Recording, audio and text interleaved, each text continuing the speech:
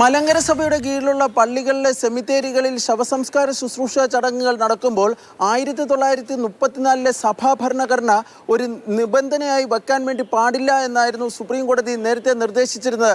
ഇത് സംബന്ധിച്ച് ഓർത്തഡോക്സ് സഭയിൽ നിന്ന് ഒരു രേഖാമൂലമുള്ള ഉറപ്പ് സുപ്രീം കോടതി ആവശ്യപ്പെട്ടിരുന്നു.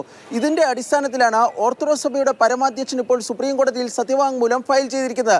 ഈ സത്യവാങ്മൂലത്തിൽ പറഞ്ഞിരിക്കുന്നത് മലങ്കര സഭയുടെ കീഴിലുള്ള പള്ളികളിൽ ശവസംസ്കാര ചടങ്ങുകൾ നടത്തുന്നത് 2020 കേരള നിയമസഭ പാസാക്കിയ സെമിത്തേരി നിയമത്തിന്റെ അടിസ്ഥാനത്തിലാണ്.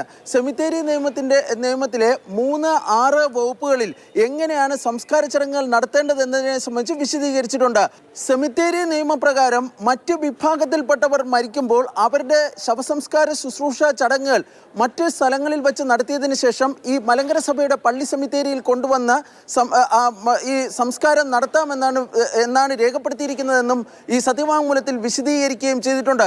സ്കൂളുകൾ, ആശുപത്രികൾ എന്നിവിടങ്ങളിലും ഈ 1934 സഭാ ഭരണഘടന നിഷ്കർഷിക്കരുത് എന്നായിരുന്നു സുപ്രീം കോടതി നിർദ്ദേശിച്ചിരിക്കുന്നത്. അതിൻ്റെ പൊതുസേവനങ്ങൾ ഉപയോഗിക്കുമ്പോൾ ആ ഭരണഘടന അംഗീകരിക്കുന്നു, സഭാ ഭരണഘടന അംഗീകരിക്കുന്നു എന്ന നിബന്ധന പാടില്ലായിരുന്നു എന്നാണ് സുപ്രീം കോടതി വ്യക്തമാക്കിയിരുന്നത്. ഇതിൽ ഈ ഓർത്തഡോക്സ് സഭ പരമാധ്യക്ഷൻ ചൂണ്ടിക്കാണിക്കുന്നത് അത്തരമൊരു നിബന്ധന സ്കൂളുകളുടെയും ആശുപത്രികളുടെയും കാര്യത്തിൽ സഭ വയ്ക്കുന്നില്ല എന്നതാണ്.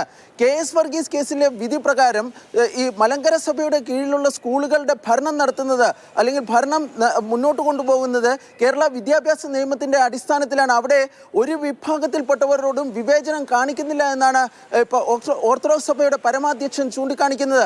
അതുപോലെ തന്നെ ആശുപത്രികളിലും ഒരു തരത്തിലുള്ള വിവേചനവും നിലനിൽക്കുന്നില്ല എന്നും ഓർത്തഡോക്സ് സഭയുടെ പരമാധ്യക്ഷൻ സുപ്രീം കോടതിയെ അറിയിക്കുകയും ചെയ്തിട്ടുണ്ട്.